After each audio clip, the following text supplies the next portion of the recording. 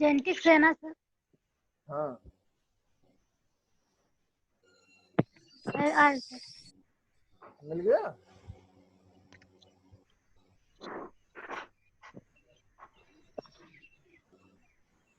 चलो आज का हम लोग का जो है जेनेटिक इंजीनियरिंग का जो लास्ट टॉपिक्स है, that is the application of genetic engineering. What is the role of genetic engineering for human being. Okay, तो हम इसके बारे में, इसका क्या इम्पोर्टेंस है, इसके बारे में आज हम लोग चर्चा करेंगे। ओके,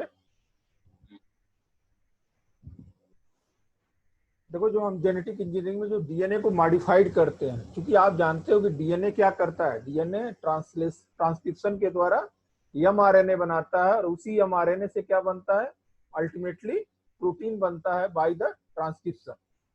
अब प्रोटीन ही क्या होते हैं, चाहे वो प्रोटीन एंजाइम्स के रूप में हो, चाहे प्रोटीन किसी भी प्रोडक्ट के रूप में हो, they are the useful for the human being या अदर ऑर्गेनिज्म।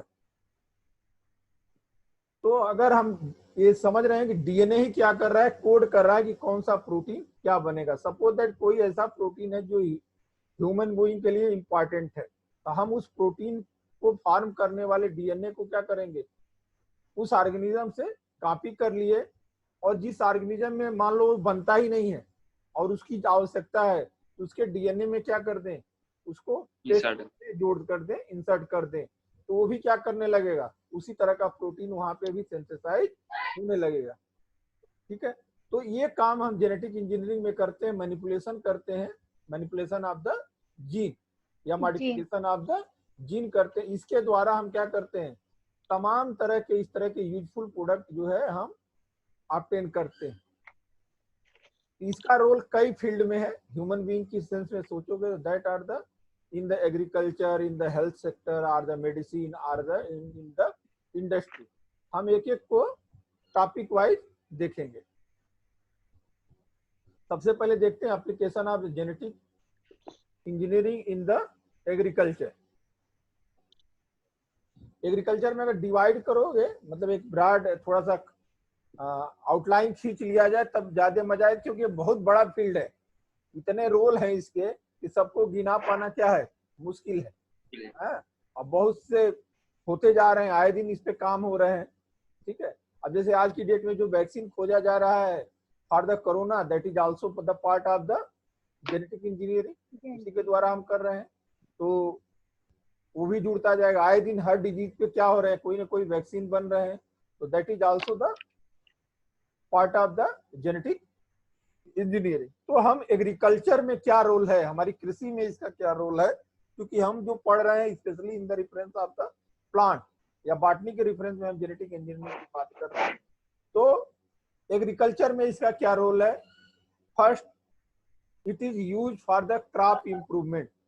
जो हम क्रॉप प्राप्त करते हैं, तमाम तरह की क्रॉप लगाते हैं जिससे हमारे फूड के फॉर्मेशन होती है, चाहे वो राइस का क्रॉप हो, व्हीट हो, पल्सेज हो। इन क्रॉप में कैसे इनके प्रोडक्शन को क्या करें, हम इंप्रूव करें, इनकी प्रोडक्टिविटी को इंप्रूव करें, that is called as the crop improvement. Okay, तो इसमें हम जेनेटिक इंजीनियरिंग के टेक्नोलॉजी का यूज करके क्या करते हैं, क्रॉप के प्रोडक्शन को और बढ़ाते जा रहे हैं, तमाम तरह के जेनेटिक मॉडिफाइड क्रॉप डेवलप कर रहे हैं। अगर बात करें इंप्रूवमेंट करते कैसे हैं, तो that is done by the 6 way. More than 6 वे हो सकता है, बट जनरली हम कैटेगराइज करते हैं in the 6 category. First is the production of the herbicide resistance crop plant.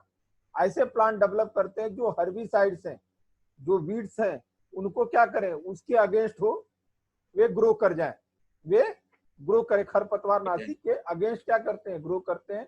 तो उनमें उनपे इम्पेक्ट नहीं पड़ता है, उनपे प्रभाव नहीं पड़ता है, that plant is called as the herbicide resistance. तमाम प्लांट होते हैं जिन पे कीड़े लग जाते हैं, तो प्लांट में कुछ ऐसा मॉडिफाइड करे थे कि हर इंसेक्ट में क्या होता है, लार्वा डेवलप करता है, वो लार्वा मेच्योर होने से पहले ही क्या हो जाए, किल्ड हो जाए, ऐसा कुछ मॉडिफिकेशन कर दें, that plant is called as the insect resistance. ऐसे बहुत से प्लांट आए हैं जिनमें अब कीड़े जो पहले लगते थे अब नहीं लगते हैं, जैसे बैगन में तो बीटी काटन आ गया, उसी तरह से बीटी ब्रिंजल आ गया, बीटी काटन आ गया। तमाम इस तरह के पौधे हम जेनेटिक इंजीनियरिंग द्वारा मॉडिफाइड कर लिए, जिसमें जो कीड़े लगते थे, इंसेक्ट लगते थे, वो अब नहीं लगते हैं। तो that plant become the insect resistant. ठीक है, इसको भी डेवलप किया गया है।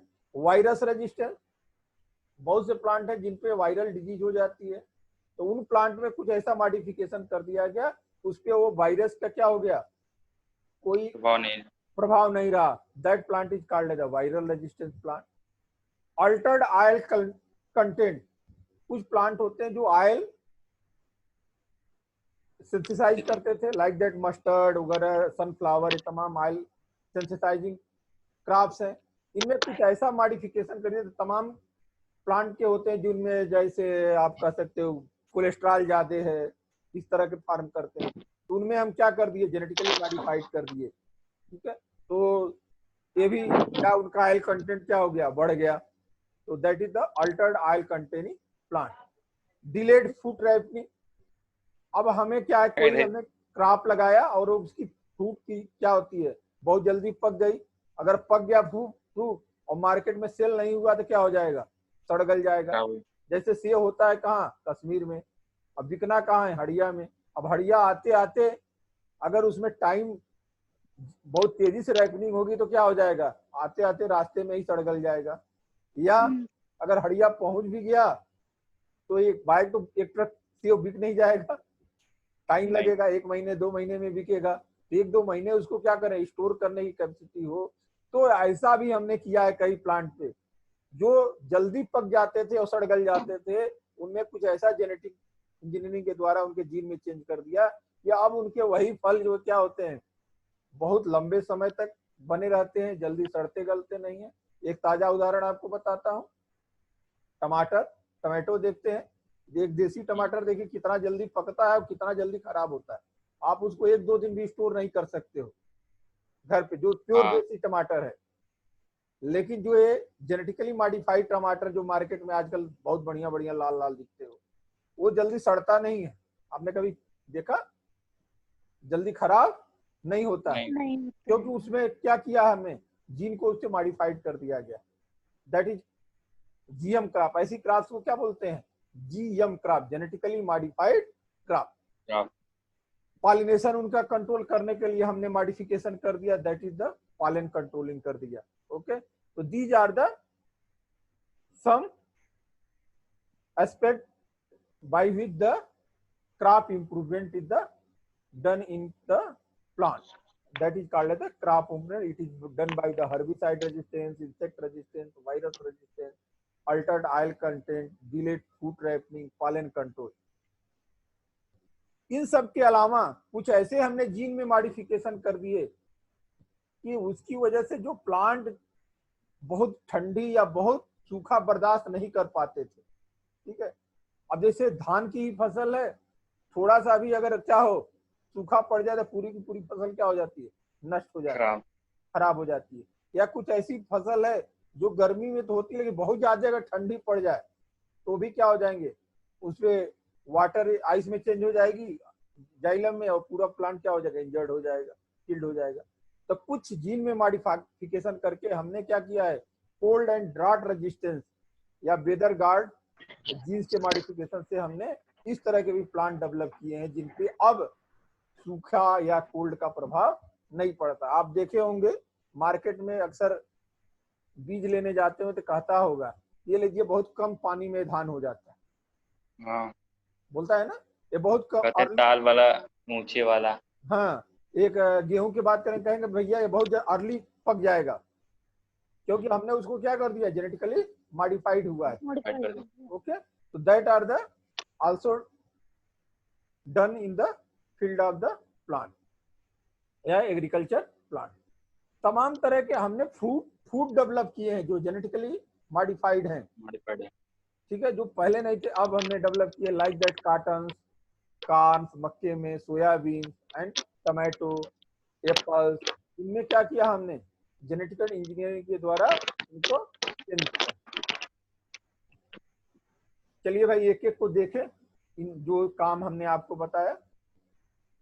आज की डेट में जेनेटिक इंजीनियरिंग के जो प्लांट है, एक तरह से एक तो मॉडिफाइड भी कर रहे हैं जीएम क्रॉप, इनका क्या इम्पेक्ट है, प्रोडक्शन क्या हो रही है, बहुत गेन हो रही है, ठीक है। लेकिन दूसरा भी इसका पहलू है कि क्या कर रहे हैं, हो सकता है नुकसान भी पहुंचाएं या हो सकता है इन्वायरमेंट को हार्मफुल एस्पेक्ट दे, तो वो अनदर है। हर टेक्नोलॉजी का क्या होता है, दोनों होते हैं, प्रॉस भी होता है और कॉन्स भी होता है, दोनों एस्पेक्ट होते हैं, कुछ अच्छाई होती है तो कुछ बुराई भी होती है, ठीक है।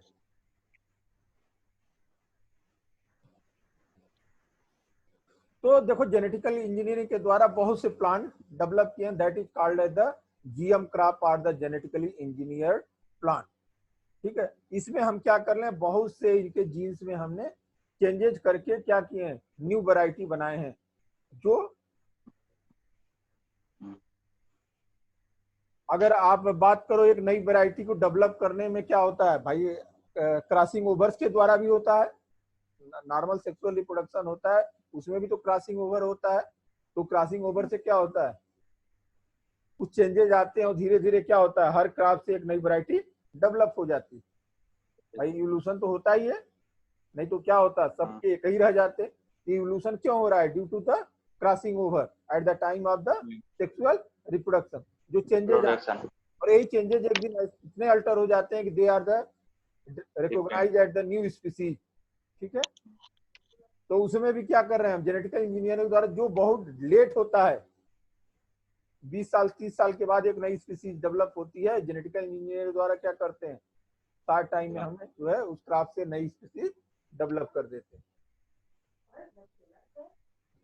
इंसेक्ट रेजिस्टेंस की बात कर लें, ये बड़ा काम का है। एक बैक्टीरिया है that is known as the Bacillus thuringiensis, क्या है, Bacillus thuringiensis, that is the BT, short में क्या कहते हैं इसको, बीटी। ये बीटी जो है एक प्रोटीन सिक्रीट करता है, यानी ये bacteria, that is called the endotoxin, that is the endotoxin. ये क्या करता है, जो इंसेक्ट्स होते हैं, insects work as the insecticide, work as the insecticide, insect होते हैं, चाहे वो टमाटो पे लगे, पोटैटो पे लगे, कॉटन्स पे लगे, तम्बाकू टोबैको पे लग जाते हैं और क्या कर देते हैं, उनको खोखला कर देते हैं। कॉटन का बीज है, पूरा अंदर से खा जाएंगे। दाल आप देखेंगे चने में लग जाते हैं, मटर में लग जाते हैं, ऊपर से एकदम सफा सफा, नीचे पूरा खा जाते हैं, ठीक है। तो इन पार्ट, ये जो बैक्टीरिया है, क्या करता था, नेचुरली एक प्रोटीन प्रोड्यूस करता है इंडोटॉक्सिन, जिसकी वजह से वो जो इंसेक्ट है उसका लार्वा क्या हो जाता है, किल कर जाता है, ठीक है। और इसके लिए जो जिम्मेदार है, इस प्रोटीन के लिए जो निकालता है दो इंडोटॉक्सिन, दैट इज जो जीन है, इट इज कॉल्ड द क्राइजीन, उसे क्या कहते हैं, क्राइजीन, दैट इज द CRY, क्राइजीन। इस जीन को वैज्ञानिकों ने पहचान लिया और उसको क्या किया, कट करके इस बैक्टीरिया से ले आके कहा इंसर्ट कर दिया, प्लांट के जीन में जेनेटिकल इंजीनियरिंग के द्वारा इंसर्ट कर दिया। अब वो प्लांट ही खुद क्या बनाने लगा, ये इंडोटॉक्सिन अपने अंदर बनाने लगा। अब जब वहां खुद ही है तो इंसेक्ट अटैक करता है, उससे पहले खुद ही मारा जाता है। अब वो इंसेक्ट नहीं डेवलप करता है। यही कारण है कि आजकल देखिए बैगन में कीड़े नहीं लगते हैं, जो जीएम क्रॉप होती है, जिनमें जो सीडलेस बैगन आता है उसमें कीड़े नहीं पड़ते, जबकि आपके देसी वाले में बहुत ध्यान से ले जाते हैं, एकदम ऊपर से देख के ले जाते हैं, एकदम कोई छेद ओद नहीं है, और अंदर जब काटते हैं तो बहुत से कीड़े निकलते हैं, ठीक है। तो इस बीटी जीन की वजह से क्या हुआ, उसमें कीड़े नहीं लगते।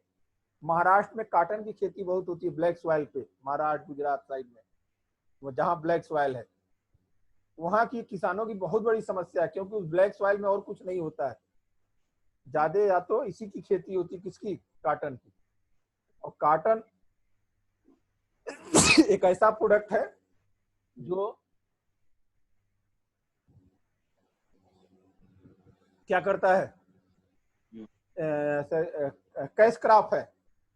तो किसान क्या करता है, वहां पे अभी भी साहूकारी चलती है, जो जमींदार हैं या इस तरह के मनी लेंडर्स हैं आसपास के, किसान बैंकों में जाने के बजाय उन्हीं से क्या करता है, उधार लेता है और खेतों में क्या करता है, काटन लगाता है, इस उम्मीद में कि काटन खूब होगा, बेचेंगे और जो सरप्लस आएगा चुका भी देंगे अपना कर्ज और हमारा खर्चा पानी चलता रहेगा। लेकिन वहां पे इन कॉटन्स में इंसेक्ट लग जाते थे और पूरी की पूरी फसल क्या कर देते थे, तबाह कर बर्बाद। 0% कुछ नहीं होता था। ठीक है, जिसकी वजह से किसान क्या कर लेते हैं, सुसाइड कर रहे हैं आजकल, महाराष्ट्र में बहुत सुसाइड कर लेते हैं। तो कई लोग उस पे खड़े हुए। वहां पे भी कॉटन अब जो आ रहा है that is the BT cotton, इसको क्या कहते हैं, जो बीटी कॉटन जिसमें जोड़ देंगे तो that is the BT cotton, BT brinjal, BT tobacco, ठीक है, BT maize, these are the transgenic plant. आप मानोगे नहीं, थ्रू आउट द एरिया पूरे विश्व में 26% इसका क्या हो गया है, आज की डेट में हम ट्रांसजेनिक प्लांट जो है ग्रो करा रहे हैं। 2003 का ये डाटा है। ठीक है, कहाँ जीरो था, अब क्या हो गया 26% हमारे एरिया पे। अब हम क्या यूज कर रहे हैं, ट्रांसजेनिक प्लांट डेवलप कर रहे हैं, क्योंकि इसके बेनिफिट है। दूसरा एस्पेक्ट दिए थे हम आपको, ऑलरेडी बताए थे कि वाटर और साल्ट स्ट्रेस प्लांट डेवलप कर देते हैं, जो उसमें क्या होता है, सूखे का कोई प्रभाव नहीं पड़ता, लाइक दैट।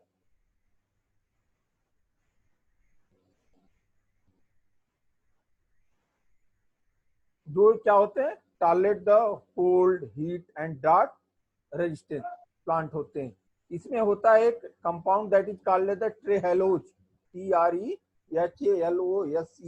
ट्रेहेलोज। ये क्या करता है, ऑर्गेनिज्म में अगर ये डेवलप आ जाए तो ये क्या करता है, डैमेज ऑफ द डेजिकेशन को प्रोटेक्ट करता है, यानी सेल्स को डैमेज होने से, या हाईली कोल्ड या ड्राट हो, उसमें क्या करता है, प्रोटेक्ट करता है। तो ये इस जीन को हमने कहां से लिया, कुछ बैक्टीरिया से। इसके लिए जो जिम्मेदार है gene that is the OTS A and OTS B.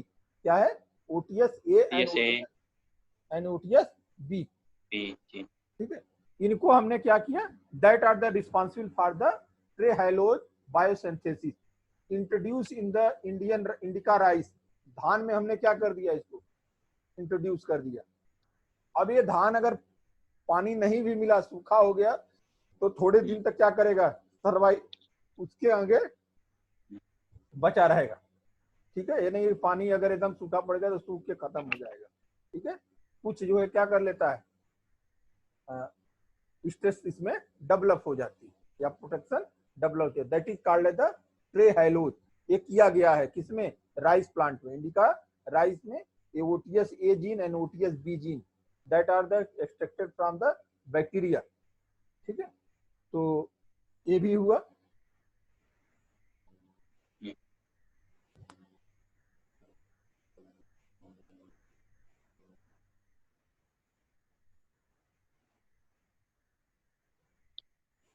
ये भी एक काम करता है, एब्सेसिक एसिड को भी क्या करता है, कि सिंथेसिस को प्रमोट करता है, इंड्यूसिबल है। और एब्सेसिक एसिड क्या करता है, पहले ही एब्सेसिक एसिड का आपको रोल बताए थे कि it the close the stomata during the time of the drought.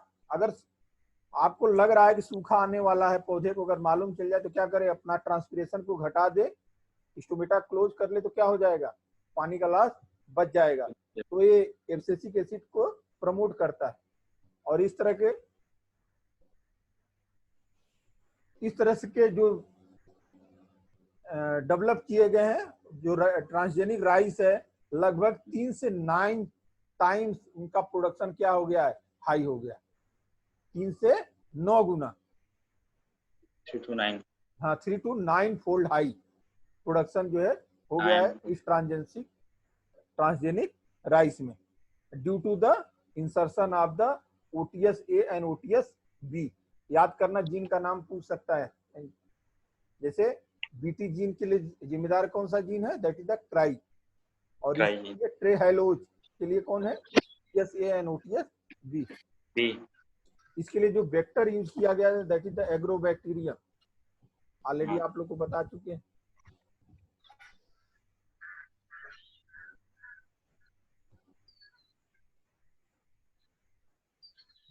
ठीक है, ये प्लांट में क्या हो गया, ट्रेहेलोज की सिंथेसिस होने लगी, जिससे की वजह से ये इम्यून एक तरह से वाटर एंड साल्ट स्ट्रेसनेस डेवलप कर लिया अपने अंदर।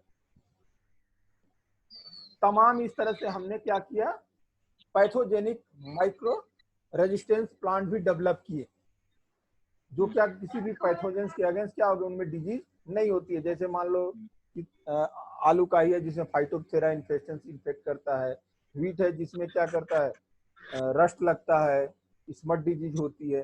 तो वो इनके खिलाफ भी क्या हो गया, उनमें रेजिस्टेंस डेवलप हो गया। और इसको किया गया, जैसे एंटी फंगल प्रोटीन है, जेनेटिक इंजीनियर्स इसको डेवलप किए हैं in the field of the plant में, that is called the chitinase, that is called the chitinase. ये क्या करता है, जो फंगस की काइटिन्स होती है, जो सेल वॉल होती है, किसकी बनी होती है, काइटिन को, इसको हाइड्रोलाइज कर देता है। ये एंजाइम क्या करता है, हाइड्रोलाइज कर देता है। अगर ये एंजाइम प्लांट में डेवलप हो जाए तो प्लांट क्या करेगा, उस फंगस को जैसे अटैक करेगा पहले उसी को क्या कर देगा, किल कर देगा। That is called as the chitinase gene. इसको क्या कहते हैं, इसके लिए जीन रिस्पॉन्सिबल है, दैट इज द काइटिनेज। और इस काइटिनेज जीन को टोबैको में, तंबाकू में अक्सर देखते हो, जो टोबैको प्लांट होता है उनमें कीड़े लग जाते हैं, या उनकी पत्तियां क्या हो जाती हैं, बीच बीच में फंगस अटैक की वजह से बहुत नुकसान होता था। ठीक है, तो उनमें क्या कर दिया गया, इसके द्वारा रेजिस्टेंस डेवलप कर लिया गया, दैट इज द काइटिनेज। एक और है जो फंगस है, राइजोएक्टिना सोलेनाई, जो अटैक करता है टोबैको प्लांट पे, उसके अगेंस्ट इसमें रेजिस्टेंस डेवलप हो गया।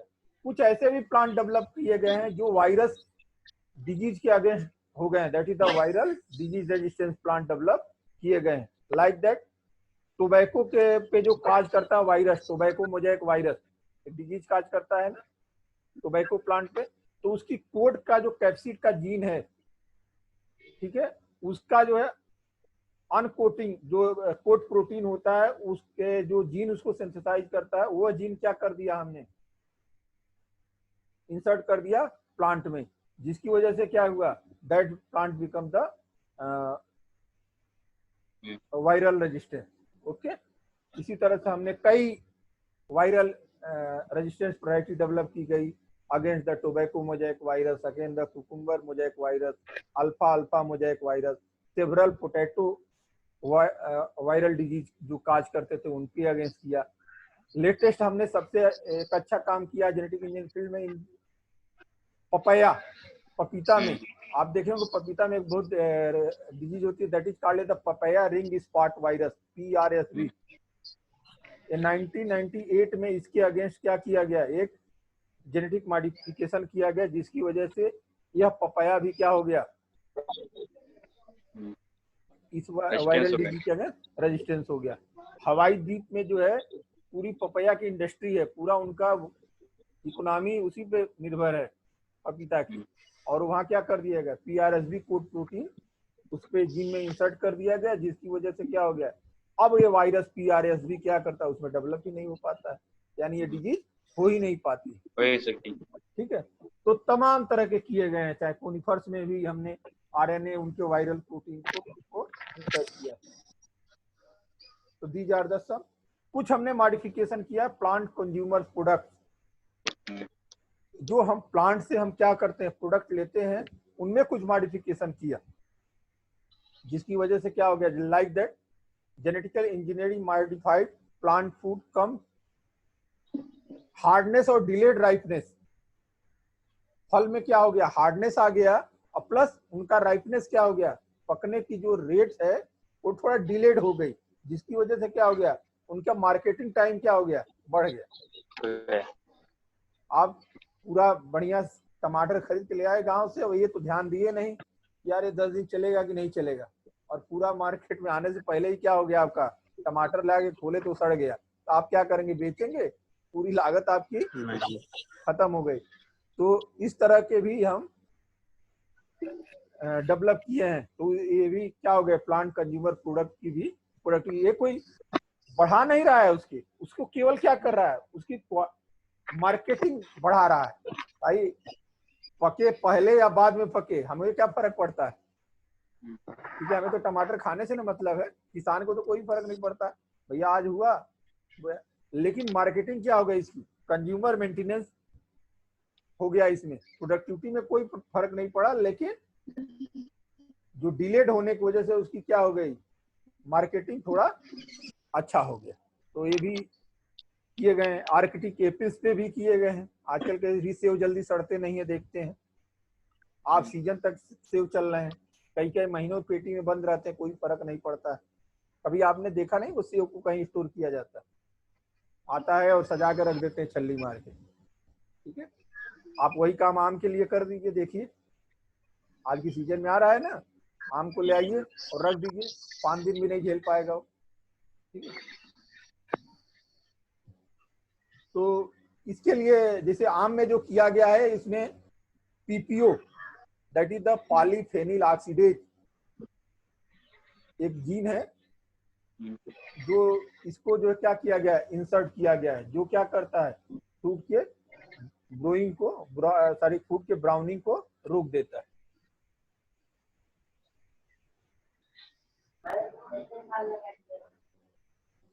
ठीक है, तो हम बात कर रहे थे स्वीटनेस ऑफ द फ्रूट की।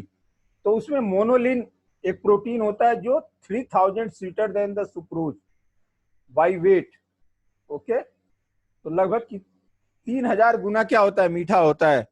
और that is the obtain from the, naturally obtain किया जाता है red berries of the West African plant that is called as the Dioscoreophyllum. ठीक है, तो ये भी क्या किए गए, इसको एक्सप्रेस कर दिया गया इन द ईस्ट। इसके जीन को क्या कर दिया हमने, ईस्ट में एक्सट्रैक्ट कर दिया इस प्लांट के जीन को। और ये क्या करने लगा, ये ईस्ट जो है इतना मीठा चीज मोनेलिन सिंथेसिस करने लगा। ठीक है, और इसकी और खासियत होती है कि मीठा भी होता है, प्लस ब्लड में शुगर के लेवल को भी नहीं बढ़ाता है सुक्रोज की तरह। यानी डायबिटिक पेशेंट को भी क्या है, मीठा का मीठा मिल गया और शुगर पे भी इम्पेक्ट नहीं पड़ा। और आजकल आप देखते हैं मार्केट में कौन सा आता है, शुगर फ्री स्टीविया का बना होता है। हाँ, वो भी आता है। तो दैट इज द मोनेलिन। ये क्या है, प्रोटीन है, ये ग्लूकोज नहीं है, ये कार्बोहाइड्रेट नहीं है, it is the protein which is 3000 times sweeter than sugar. और इसको जेनेटिकली मॉडिफाइड करके हमने उसमें एक बूंद डाल दिए सर, ड्रम पूरा 500 लीटर का मीठा हो जाएगा। बताइए कितना आसान है, कितना चीनी बचेगा, और कितने लोगों का शुगर के जो पेशेंट है वो। स्टार्च को इंडस्ट्रियल पर्पज के लिए हमने क्या किया, मॉडिफाई किया गया है, क्योंकि आप जानते हैं कि प्लांट में फूड किस रूप में स्टोर होता है, in the form of the starch. Flower का पिगमेंटेशन, डिले, विल्टिंग, एब्सॉर्प्शन भी क्या किया गया, जेनेटिक के द्वारा डिले कर दिया गया, लेट कर दिया गया। अपना वो बंद कर लें, पतझड़ जो है लेट हो। ठीक है,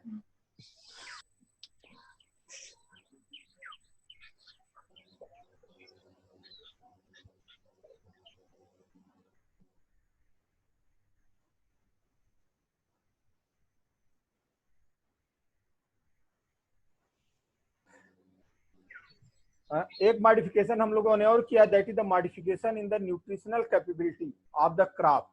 जो क्रॉप्स हैं जिनकी न्यूट्रिशनल कैपेबिलिटी है उसको बढ़ाने के लिए हमने क्या किया, तमाम तरह के इस तरह के जेनेटिकली मॉडिफिकेशन किया है। जैसे एक आजकल राइस आता है, that is called as the golden rice. Golden rice, हाँ। गोल्डन राइस में क्या होता है, it contain the vitamin A पाया जाता है, विटामिन ए पाया जाता है। और ये बहुत बड़ी समस्या है, खास करके इंडिया में क्या होता है, विटामिन ए की कमी की वजह से रतौंधी जैसी बीमारी होती है। ठीक है, और विटामिन ए जो है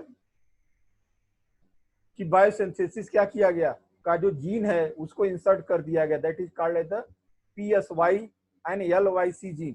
PSY and LYC that is the phytoene synthetase and LYC that is the lycopene cyclase. ठीक है, कि जीन को क्या गया, CRT1 को that obtained from the bacteria that is Erwinia uredovora से एक्सट्रैक्ट किया गया ये जीन। और इसको इस राइस में हमने क्या कर दिया, राइस के जीन में इंसर्ट कर दिया, जिसकी वजह से अब ये जीन गोल्डन राइस क्या करने, ये राइस क्या करने लगी, that also develop the beta carotene in the endosperm, जिसकी वजह से इसका कलर क्या हो गया, थोड़ा सा पीला हो गया, पीला, येलोइश हो गया, that is called as the golden. Golden rice. अब बताइए राइस में क्या होता है, आप कहते हैं केवल सर ये तो चावल है, वो है, स्टार्च ही स्टार्च है, लेकिन इसके साथ अब क्या मिलने लगा, विटामिन भी मिलने विटामिन। लगा। ठीक है, तो एक बहुत बड़ा इन्वेंशन है। अगर आप भी लगा रहे हैं तो गोल्डन राइस लगाइए, साथ में कुछ न्यूट्रिशन भी मिले। केवल चावल खाने से क्या होगा, हमारी तरह मोटे हो जाएंगे, इससे बढ़िया इसमें क्या मिले, विटामिन ए भी लीजिए। ठीक है, कई अमीनो एसिड, अब जैसे हमने जितने भी अमीनो एसिड होते हैं दैट आर जो इसेंशियल है हमारे बॉडी के लिए, that are obtain from the plant.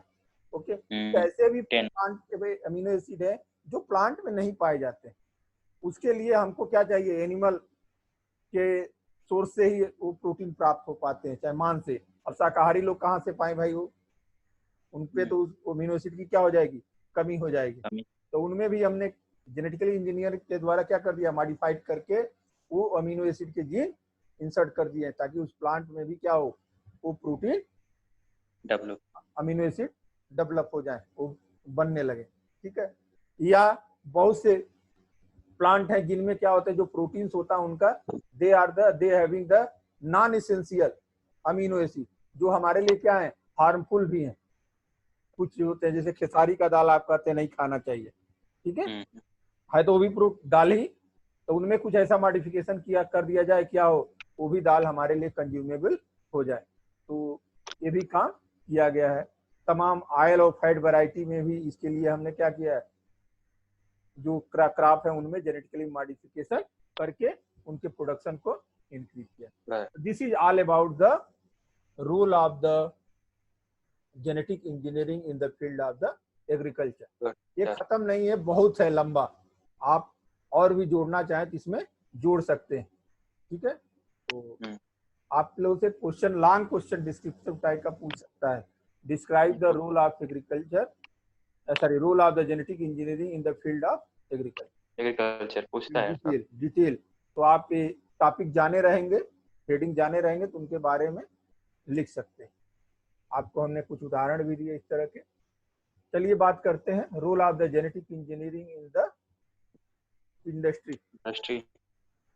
ठीक है, अब देखिए बहुत से प्रोटीन्स हैं which is the produce by the microorganism. बहुत से जो माइक्रो ऑर्गेनिज्म द्वारा क्या करते हैं, प्रोड्यूस किए जाते हैं, या कुछ ऐसे भी प्रोटीन हैं जो हमारे अंदर तो बनते हैं, हमें आवश्यकता है लेकिन बहुत लिटिल अमाउंट में बनते हैं। तो अगर हम उसके जीन को आइडेंटिफाई कर लें उस प्रोटीन को, तो क्या करें हम, क्योंकि माइक्रो ऑर्गेनिज्म जो होते हैं, जो बैक्टीरिया होते हैं, फंगस होते हैं, उनकी ग्रोथ रेट क्या होती है, बहुत हाई होती है, बहुत तेजी से ग्रो करते हैं, यानी बहुत तेजी से वो क्या करते हैं, सिंथेसाइज करते हैं इन कंपेरिजन टू। और एक और खासियत है, उनका जीन बहुत छोटा है, उनका डीएनए क्या है, छोटा है, तो उसमें अल्टरनेशन करना क्या है, ज्यादा इजी है। अब हम अपने जीन में कोई प्रोटीन बनाने वाला जीन इंसर्ट करें और अपनी कैपेबिलिटी बढ़ाएं, ये डिफिकल्ट टास्क है, क्योंकि हमारा जीन क्या है, बहुत बड़ा है, और उसमें मॉडिफिकेशन करने चले तो अर्थ का अनर्थ भी हो सकता है।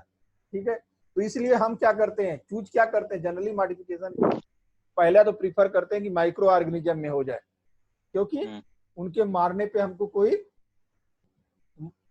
एनिमल अधिकार और जो जीव अधिकार वाले नहीं आएंगे। बैक्टीरिया को मारने के लिए कोई अभी संरक्षण तो नहीं बना है ना, बर्ड के लिए है, एनिमल को मारोगे तो आपको संरक्षण वाले आ जाएंगे, अधिकार वाले आ जाएंगे।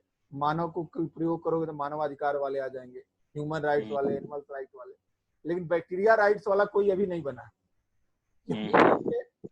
उसमें कोई दिक्कत नहीं है। तो वहां पे हम क्या करते हैं, सपोज दैट लाइक दैट, एक एग्जांपल बता रहा हूँ, हमारे बॉडी में जो इंसुलिन जो आइसलैंड लैंगरहैंस में सिक्रिट होती है हमारे पैंक्रियाज के बीटा सेल्स के द्वारा, तो उसको हम उसके जीन को मॉडिफिकेशन कर लिया गया, कौन सा जीन उसके लिए जिम्मेदार है, उस जीन को हम क्या कर लेते हैं, किसी बैक्टीरिया में इंसर्ट कर दिए, और वो नेचुरली क्या कर रहा है, सिंथेसाइज कर रहा है, और वो बैक्टीरिया हम कहीं डेवलप करें, किसी टैंक में डेवलप करें, that are called the bioreactor. उसी क्या कहते हैं, that is called the bioreactor. ठीक है, और वहां पे बहुत ढेर मात्रा में हम प्रोटीन या एंजाइम की सिंथेसिस करते हैं। तो जो भी हमारे लिए इंपॉर्टेंट है, लाइक दैट पेक्टिनेज एंजाइम है, सेलुलेज एंजाइम है, ठीक है।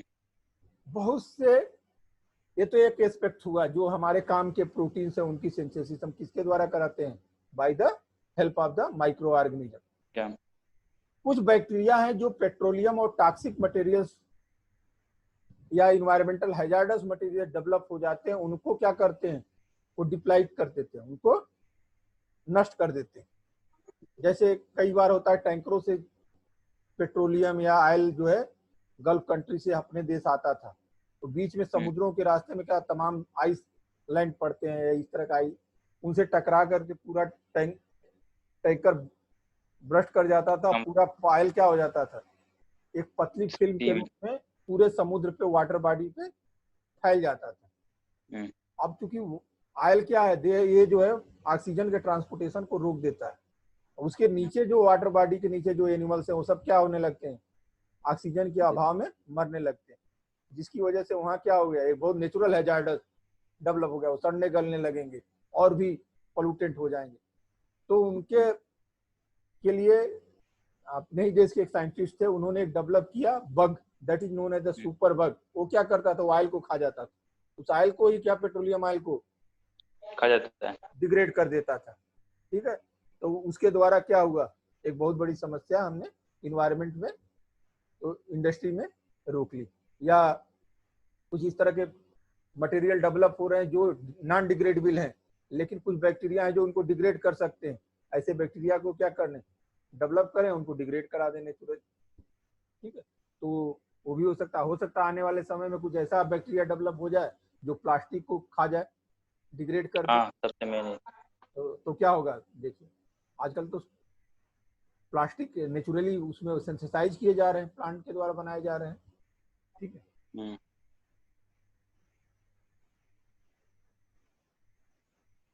बहुत कम मात्रा में वो बनाया जाता है। हाँ, बहुत कम मात्रा में, बायोडिग्रेडेबल, पैसा ज्यादा खर्च होता है, बहुत ज्यादा खर्च होता है और कॉस्टली पड़ता है वो। एक पॉलीथीन 2 रुपए पड़ती है। हाँ, लेकिन इससे तो बढ़िया है ना। तो that is the production of the industrial enzymes. बहुत से एंजाइम्स है जिनको हम क्या करते हैं, इंडस्ट्रियली सिंथेसाइज करते हैं। उसमें that is the food industry में जो एंजाइम्स यूज किए जाते हैं, आप जानते हो बेकिंग इंडस्ट्री है वो, चाहे आपका बेवरेज हो या जितने भी आपके फर्मेंटेशन वाली इंडस्ट्री है, सब किसका खेला है, सब एंजाइम्स का है। और इसके लिए एक कंपनी है that is the known as the no company. वो क्या करती है, बहुत से एंजाइम्स जेनेटिकली इंजीनियरिंग के द्वारा एकदम प्योर फॉर्म में सिंथेसाइज करती है। They are the highly specific to the target. कोई जरूरत नहीं उसको बैक्टीरिया डालने की, वहां पे सीधे क्या करें, एंजाइम डालिए डायरेक्टली, ठीक है भाई। बैक्टीरिया किस लिए डालते हैं, एंजाइम पाने के लिए ना। तो हम एंजाइम को क्या करें, बैक्टीरिया द्वारा सिंथेसाइज कराएं, जेनेटिकली इंजीनियर बैक्टीरिया द्वारा, और सीधे एंजाइम वहां पे इंसर्ट करें। तो क्या होगा, जो प्रोडक्शन होगा, एक तो उसमें रॉ मटेरियल कम निकलेगा। अब भाई बैक्टीरिया तो रहेगा ही ना, तो उसको तो हटाना पड़ेगा आपको। अब शराब को बैक्टीरिया के साथ तो पियेंगे नहीं आप, ठीक है, तो डिस्टिलेट करते हैं उसके लिए। तो ये सब प्रोसेस में क्या होगा, प्योर आ भी आ जाएगा, प्रोडक्शन की एबिलिटी भी क्या हो जाएगी, बढ़ जाएगी। एनर्जी कंजम्पशन और वेस्ट का भी क्या हो जाएगा, कम हो जाएगा, क्योंकि उनको साफ सफाई में भी बहुत टाइम लगता है, उसमें वेस्ट होता है मनी। तो तमाम इस तरह के इंडस्ट्रियल एंजाइम जो है क्या कर रहे हैं, हम सिंथेसाइज कर रहे हैं बाय द जेनेटिकल इंजीनियर के द्वारा कर रहे हैं। ओके, तो that is the enhance in the baking industry, starch industry, animal feed industry, juice industry, तमाम जगह जो है इनका यूज कर रहे हैं। देखो एक दो उदाहरण आपको दे देते हैं इसी तरह का, इंडस्ट्रियल में जो इस तरह के एंजाइम सिंथेसाइज कर रहे हैं, हार्मोन सिंथेसाइज कर रहे हैं। एक है chymosin, use for the manufacture of the चीज, ठीक है। चीज में ये पाया जाता है, चीज के मैन्युफैक्चरिंग के लिए जरूरत होती है इसको, ठीक है। जिसको चीज जो बनाते हैं बैक्टीरिया के द्वारा हम प्रोड्यूस करते हैं, दूध से बनाते हैं इसको। अगर ये जो एंजाइम जिम्मेदार है, इसको अगर जेनेटिकल इंजीनियर द्वारा क्या करें, किसी दूसरे बैक्टीरिया में डेवलप करें और उसको एक्सट्रैक्ट करें, तो जो हमारा चीज बनेगा that is the pure form में होगा और ओरिजिनल होगा। तो इसके लिए जो वेजिटेरियंस होते हैं या सम रिलीजियस ऑर्गेनाइजेशन होते हैं, वो लोग ज्यादा प्रीफर करते हैं। ठीक है, कहते नहीं ये क्या है, ये एकदम शाकाहारी है। ओके, तो ये भी है। एक है सोमेटोट्रॉपिन, ऑलरेडी आप लोग को एक बार हमने चर्चा किया था, that is the growth hormone, it is produce in the pituitary gland of the kettles. और इसके लिए हम लोग स्पेशली जो क्या करते थे, खास करके जो काऊ गाय होती है, जो मिल्क प्रोड्यूसिंग गाय होती है, जो गाय दुधारू गाय कह सकते हैं, उसमें ज्यादा प्रोड्यूस होता था। ठीक है, और उससे हम एक्सट्रैक्ट करते थे। अब उसमें क्या होता था, उस गाय की डेथ भी हो जाती थी, बहुत लिटिल अमाउंट में बनता था। अब चूंकि ये अगर आप में नहीं हो रहा है ग्रोथ, तो इस हार्मोन का इंजेक्शन दिया जाता था। तो एक तो वहां पे एनिमल अधिकार वाले आ जाएंगे, आपको एनिमल्स राइट वाले भी आएंगे, और तमाम दिक्कतें भी आएंगी। उसको एक्सट्रैक्शन में भी समस्या, कास्ट क्या हो जाती थी, बहुत बढ़ जाती थी। लेकिन जेनेटिकली इंजीनियरिंग के द्वारा हमने क्या किया, उसके जीन को पहचान लिया और इसको इसेर्सिया कोलाई में इंसर्ट कर दिया। ठीक है, और इंसर्ट कर दिया तो क्या हो गया, अपने आप ई कोलाई क्या करने लगा, इस हार्मोन्स को बनाने लगा। और जो मान लीजिए गाय दूध नहीं कम दे रही है, उसमें सोमेटोट्रोपिन का इंजेक्शन लगा दीजिए, तो भी क्या करेगी, ज्यादा प्रोड्यूस करने लगी। मिल्क प्रोड्यूसर भी क्या करते हैं, यूज करते हैं, आप देखिए अक्सर enhancement of the milk production. हमारे सामने एक है ना, उनकी गाय बच्चे बच्चे कुछ नहीं दिए हैं, सुई लगवा दी इसी गाय तो दूध देती है। तो अब ये भी बहुत अच्छा हो गया। ठीक है, बहुत लोग मतलब उसके बच्चा हो नहीं रहा था, बच्चा हो भी नहीं रहा था। बहुत लोग तो यार इसमें यहाँ तक क्या कर रहे हैं, मैं तो देखता हूँ सब बच्चे को जान के मार देते हैं सब, ताकि उसको खाने खिलाने का वो रहे। और क्या करते हैं, इंजेक्शन लिए रहते हैं, लेके घूमे रहते हैं एकदम रोज, जैसे लगता है सर्टिफाइड डॉक्टर हूँ। बहुत आराम से खर्च न लगा दे तो पता भी नहीं चलता है, आपके सामने ही लगा देंगे, आपको पता नहीं चलेगा। और देखो ये हार्मोन्स इस तरह का जो आप दूध लेते हो, ये हार्मोन्स है, ये क्या होता है उसके मिल्क में भी आएगा। और मिल्क में जब आएगा तो आपके जो छोटे बच्चे पीते हैं दूध, उनमें क्या करता है, ये ग्रोथ हार्मोन है, जल्दी क्या करेगा, उनको प्यूबर्टी मेच्योरिटी ला देगा उन बच्चों में। और बच्चे अभी एज उनकी 8-10 साल ही हुई, लेकिन बिहेव जस्ट लाइक करने लगे, किसके जैसे एडल्ट की तरह बिहेव करने लगे। ठीक है, तो ये हम इस पे ध्यान नहीं दे रहे हैं, अपने फायदे के लिए क्या करते हैं, खास करके शहरों में। गांव में तो आदमी नहीं करता है इस तरह का जघन्य पाप, गाय को माता मानता है और तमाम चीजें, लेकिन शहरों में इस तरह से दूध निकाल रहे हैं। इस हार्मोन्स का यूज तो कई जगह कर रहे हैं, उसमें ग्रोथ हार्मोन का लौकी होती है फसल में इंजेक्शन लगा देते हैं। वो क्या करता है, शाम को लगाए, सुबह इतनी बड़ी लौकी हो गई, मार्केट में लेकर, वो एकदम सुंदर बढ़िया। आप भी जाते हो मार्केट में, कहते हैं सबसे बढ़िया है यार, आप वही छांट के ले आते हो, जो सबसे सुंदर दिखता है उसी को छांट के आप ले आते हो। आप नहीं समझ रहे हो क्या है, वो जहर है।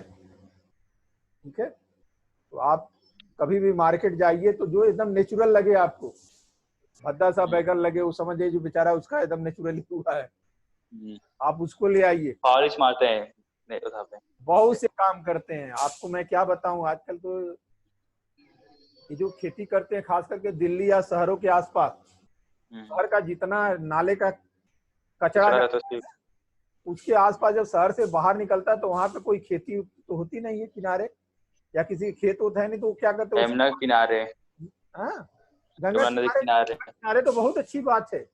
जो शहर का पूरा, जिसमें डिटर्जेंट इंडस्ट्री नाला निकल रहे हैं, जिस पानी को नाक नहीं दे जा रही है, आप उससे वो क्या करते हैं, फसल उगाते हैं उस पानी से। उसी पानी में वो परवल और सब चीज धुलते हैं, उसके बाद परवल को हरा करने के लिए आर्टिफिशियल कलर वो पालक क्या होती है, बहुत तेजी से बूम करती है, एकदम हरी हरी दिखेगी आपको, और जानते हो कितना हैजार्डस है, सब वो आपके शरीर में जा रहा है। आप कभी घर में लगा लेना पालक, बिना यूरिया खाद के ऐसी पालक डेवलप कर देना जो मार्केट वाली है, तो बताना, एकदम छोटी छोटी नहीं होगी। यानी स्वाभाविक सी बात है, आप खरीद क्या रहे हो मार्केट से, जहर। तो जहर है वो। और आप मार्केट में जाते भी हो तो आप प्रीफर भी वही करते हो।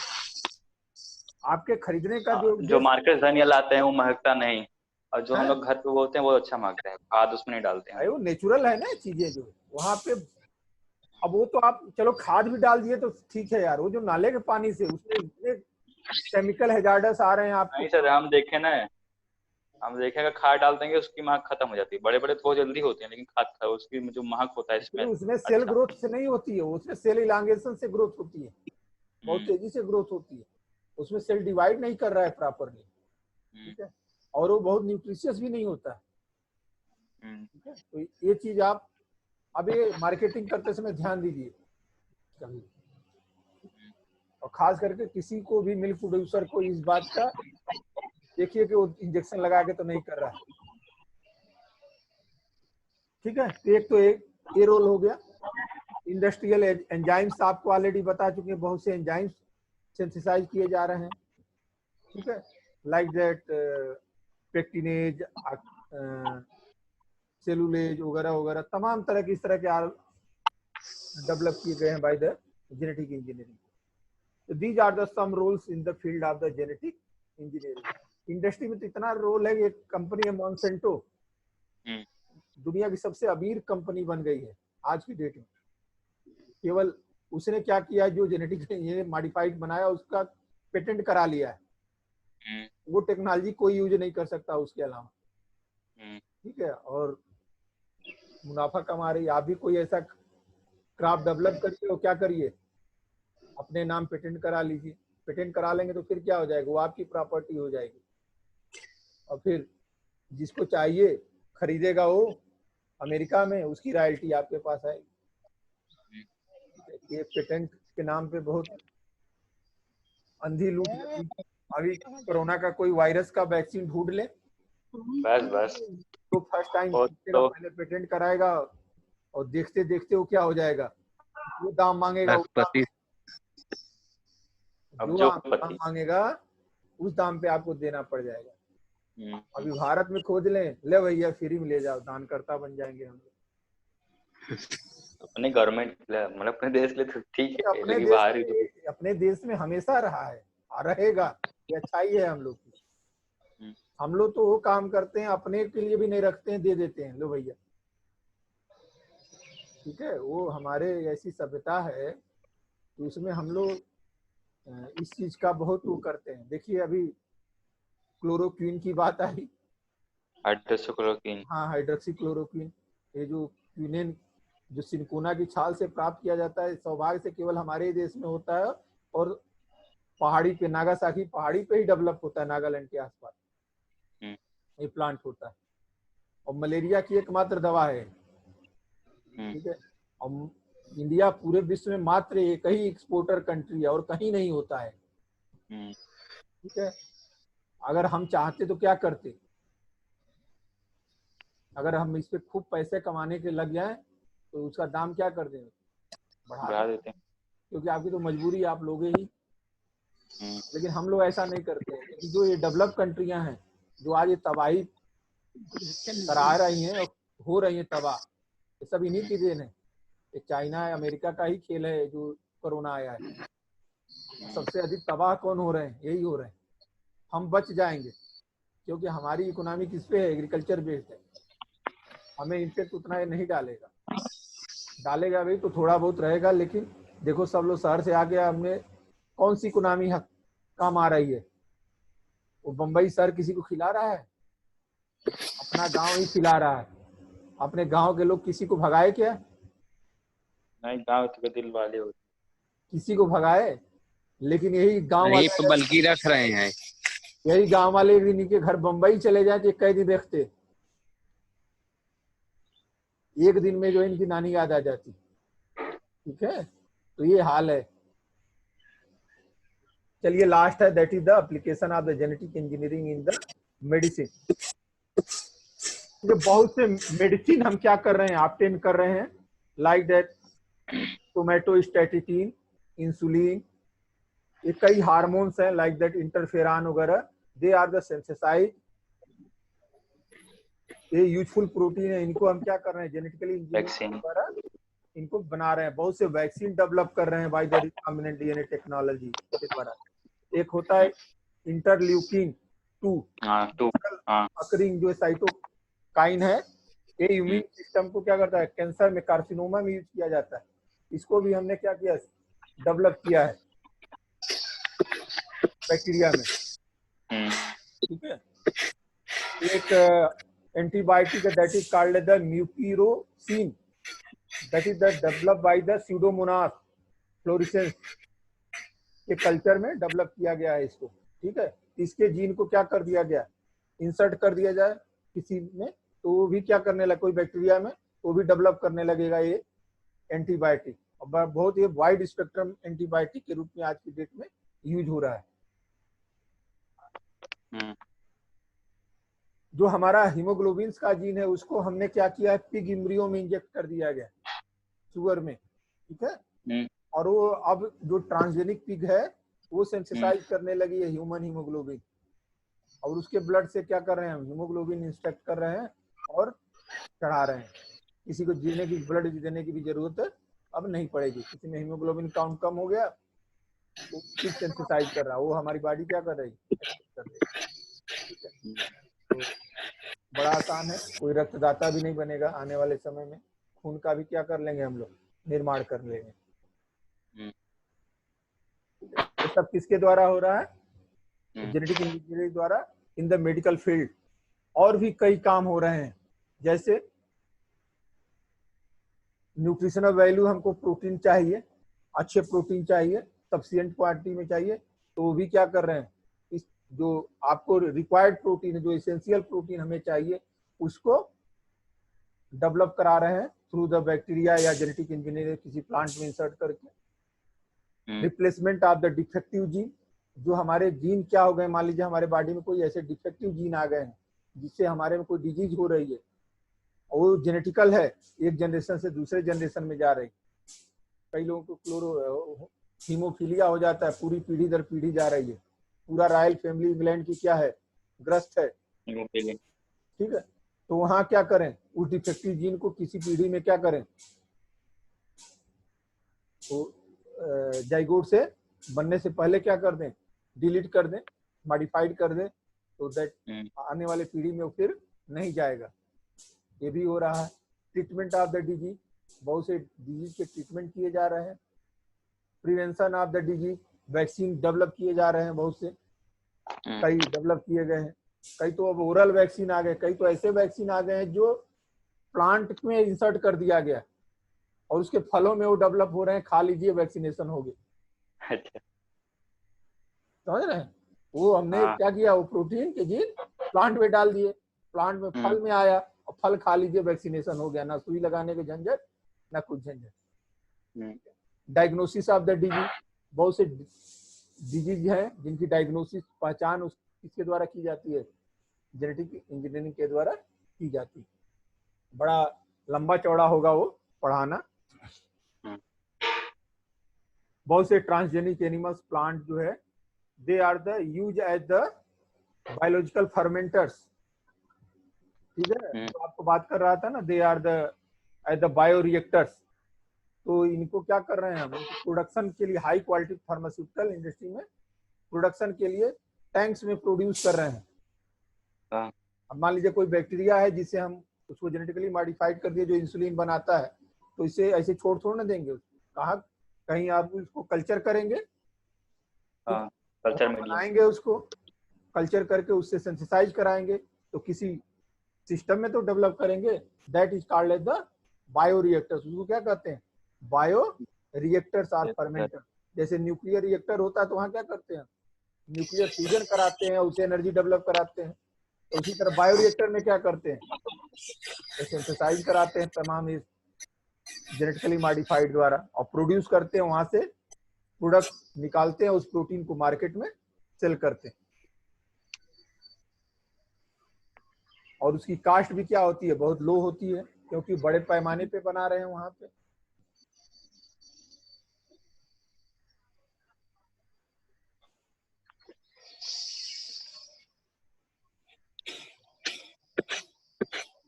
ठीक है, एक और काम देखो, ये इसमें लिखा हुआ है, पढ़ना इसमें। The protein encoded by the transgene is secreted into the animal milk, egg, blood, even in the urine. ठीक है, और दे आर द कलेक्टेड, वहां से कलेक्ट किए जाते हैं, उनको प्यूरिफाइड करते हैं। ठीक है, और मार्केट में सेल करते हैं उसको। कुछ स्लाइड्स हैं। ठीक है,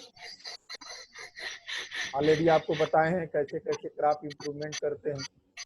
कुछ हर्बिसाइड्स हैं, जैसे इसका आ रहा है भाई बैकग्राउंड से आवाज। आवाज आप लोग अपनी जब आए गड़बड़ ना तो आप लोग कट कर दो खुद। हाँ। एक हर्बिसाइड है that is called as the glyphosate, that is also known as the Roundup. इसको किस नाम से जाना जाता है? That is known Roundup. Roundup. Roundup. ये इनहिबिट करता है कुछ एरोमेटिक अमीनो एसिड के बायोसिंथेसिस को। It is obtained from the E coli. ठीक है, और ई कोलाई बैक्टीरिया से क्या किया गया, उससे जीन को पहचाना गया, उसको प्लांट में डाल दिया गया, लाइक दैट सोयाबीन, टोबैको, पुटेनिया। वहां पे अब इस जो ये हर्बिसाइड है वह प्लांट क्या करने लगा, सिंथेसिस करने लगा इस एंजाइम की वजह से, और जिसकी वजह से क्या हुआ, उस पे अब वहां पे हर्बिसाइड प्रोड्यूस नहीं होते। और इसको जो है पेटेंट कराने वाली कंपनी वही जिसकी बात कर रहे थे, दैट इज द मॉन्सेंटो। उसने भी इसको पेटेंट कराया हुआ। ये नेचुरल हर्बिसाइड प्लांट है, ये हर्बिसाइड रेजिस्टेंट हो जाते हैं वो प्लांट, फिर उन पर कोई असर ही नहीं पड़ता है, कोई कीटनाशक विडिसाइड वगैरह छिड़कने की जरूरत नहीं पड़ती। नहीं।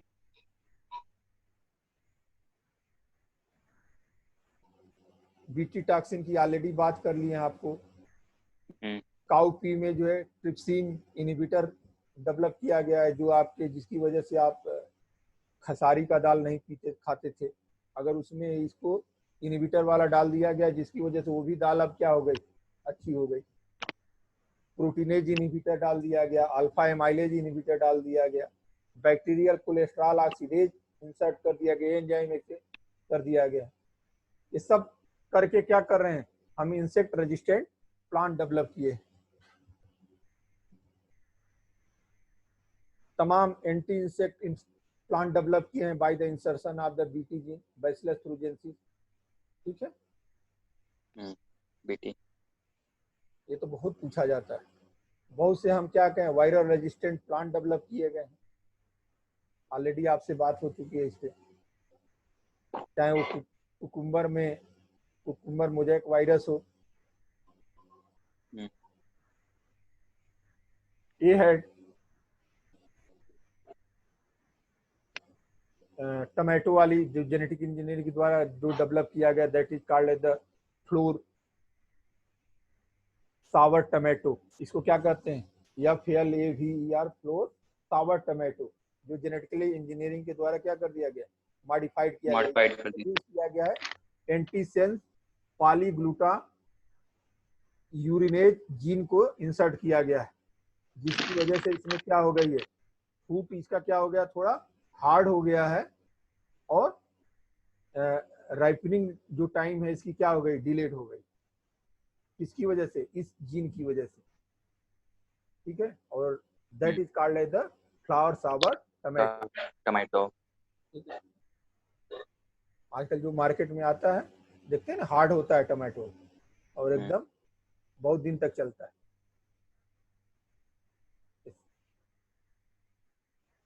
ये देखो जो आपको विटामिन ए वाला राइस प्लांट दिखाया था, कैसे कैसे होता है इसमें। ठीक है, कैसे जीन को इंसर्ट किया गया, और अब क्या करने लगा, विटामिन ए की सिंथेसाइज करने लगा, that is known as the golden rice. देखिए एंटी सेंस टेक्नोलॉजी से दो जो फ्लोर सावर टमाटो डेवलप किया गया है 1999 में, ये नॉर्मल टमाटो है, देख रहे हैं। तो देखिए कितना जल्दी क्या हुआ, ये mRNA बना सेंस से, प्रोटीन बीट्स बना और ये सड़ के ऐसे हो गया। जब इसमें हमने क्या किया, इसके जीन में इंसर्ट कर दिया, एंटीसेंस mRNA बना लिया। अब ये क्या करे, सिंथेटिक एंटीसेंस जीन बनाया, जिसकी वजह से ये टमाटो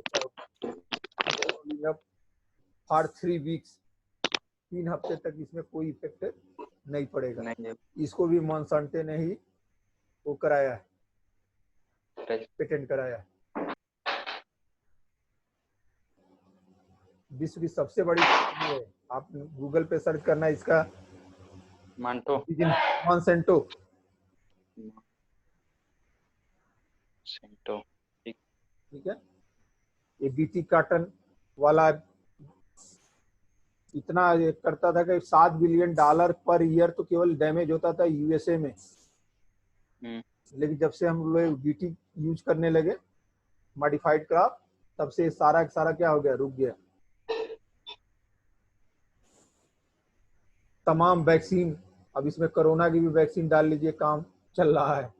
और जितने वैक्सीन, इडविल वैक्सीन डेवलप किए गए हैं, हेपेटाइटिस बी, आप देखते हैं बच्चे को पिलाया जाता है। NT2DK डेंटल केयर्स के लिए, cholera, rabies, HIV, rhinovirus, foot and mouth, malaria, influenza, cancer, सब पे काम चल रहा है इस समय। बहुत के तो खोजे जा चुके, बहुत के खोजे जाने हैं। फ्रॉस्ट रेजिस्टेंस, आइस से बहुत ठंडा भी पड़े तो कोई क्या होता है, दिक्कत नहीं आती है। वो जो जीन लिया गया, that is the take from the Pseudomonas syringae. और ऐसे प्लांट क्या करते हैं, 0 डिग्री सेल्सियस पे भी सरवाइव करते हैं, कोई दिक्कत नहीं। जाड़ा भी हो जाए, बहुत ठंड पड़े तो प्लांट क्या होते हैं, फ्रीज नहीं होते, protect up to the 23 degree Fahrenheit तक जो है ये क्या करते हैं, प्रोटेक्ट कर लेते हैं प्लांट को। वो कहाँ से जीन लिया गया, सीडोमोनास सिरेंजी से। अब कोई ऐसा फसल है आपको जो जाड़े में बहुत ऐसी जगह पे उगाना है जहाँ पे बहुत ठंड पड़ रही है, बर्फ गिर रहे हैं, तो वहां पे भी क्या हो सकते हैं, वो प्लांट ग्रो करा सकते हैं। कुछ इसके हार्मफुल इफेक्ट भी हैं, ठीक है, तो अभी हम लोग उस पर नहीं चर्चा करेंगे। इन्वायरमेंटल रिस्क भी है ये GM प्लांट में। बहुत से GM प्लांट बिना हम टेस्ट के ही मार्केट में लॉन्च कर दिए। जैसे जब BT ब्रिंजल आया, बड़ा हंगामा मचा था हमारे वहाँ सदन में, ठीक है। तो हमें कंपनियां डेवलप करती हैं, अब टेस्ट तो पहले मानव पे ही करेंगे तभी तो पता चलेगा भैया कोई इफेक्ट तो नहीं है। तो हम जैसे भूखे नंगे से कहाँ लोग मिलेंगे, ठीक है। तो इनका भी जो क्या कर रहे हैं, इनका इम्पैक्ट देखना चाहिए, हो सकता है बहुत ये नुकसान करें।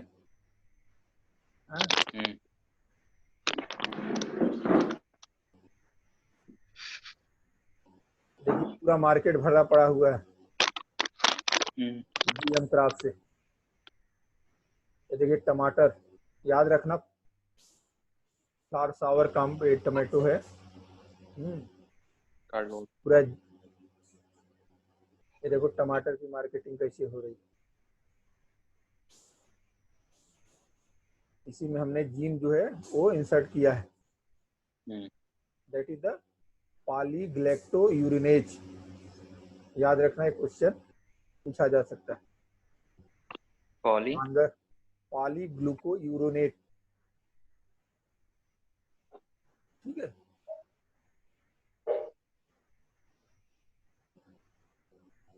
तो बहुत से लोग हैं, कई लोग कह रहे हैं भैया एथिकल प्रॉब्लम है, जो काम कर रहे हो भगवान के खिलाफ कर रहे हो, जो भगवान ने नेचुरली बनाया है आप क्यों इनको मॉडिफाइड कर रहे हो, ठीक है। तो इस पे भी बहस चल रही है कि आपको ये छेड़छाड़ करने वाले आप कौन होते हो, शोषण हो रहा है उनका। हाँ, कि कहीं का जीन कहीं पे ले जाके कर दे रहे हो, और आने वाले समय में कुछ ज्यादा सफलता मिल गई तब क्या होगा, ठीक है।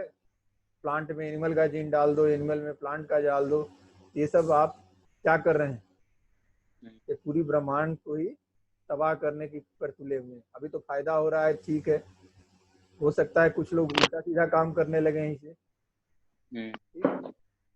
इससे बंदूक बनाए रक्षा के लिए, हाँ उससे हाँ, गोली भी मार। अब जैसे सांप का जहर बनाने वाला जीन मालूम हो जाए और आपके जीन में डाल दें और आप काटते फिरो सबको, ठीक है, क्योंकि आप जहरीले हो गए। हाँ, तो ये भी, ये सब क्या है, फायदे वाले इफेक्ट है।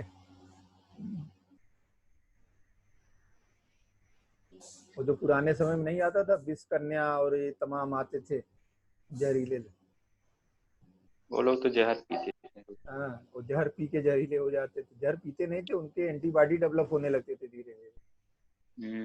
ये देखो प्रोडक्शन कितना तेजी से बढ़ा है, कि बीटी कार्टन, एचटी कार्टन, ये सब जो है आए हैं। आज की डेट में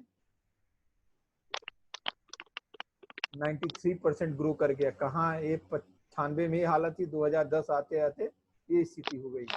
सबकी ग्रोथ हो रही है कंटिन्यूअस, सोयाबीन्स की, बीटी कार्टन की, ब्रिंजल की, ये सब ग्रो कर रहे हैं।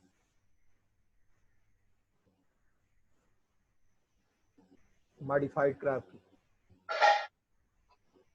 ये देखिए आपको जो बात कर रहा था ना, that is the plants make the plastics, ठीक है। ये जो प्लास्टिक जो है प्लांट से बनाया गया है। ये बनाना है जो हेपेटाइटिस बी इसमें ऐड किया गया है, वैक्सीन ऐड किया गया है। इस बनाने खाइए और हेपेटाइटिस बी से सुरक्षित रहिए। प्लांट्स मेक द प्लास्टिक्स, इसके बारे में देखना, गूगल पे सर्च करना क्या होता है। आने वाले समय की बात से बनाते हैं पॉलीथीन। इंडिया तो, में बहुत लोग बनाते हैं, साउथ इंडिया में ज्यादा इस पर ध्यान देते हैं। तो दिस इज लेकिन ऑल उसको बता अबाउट, रहा था 2 से 3 रुपए एक पर पीस पड़ता है, महंगा रहता है। This is all about the rules of the genetic engineering, application of the genetic engineering in the field of agriculture, in the industry, in the medicine, in the medical field, in the environment।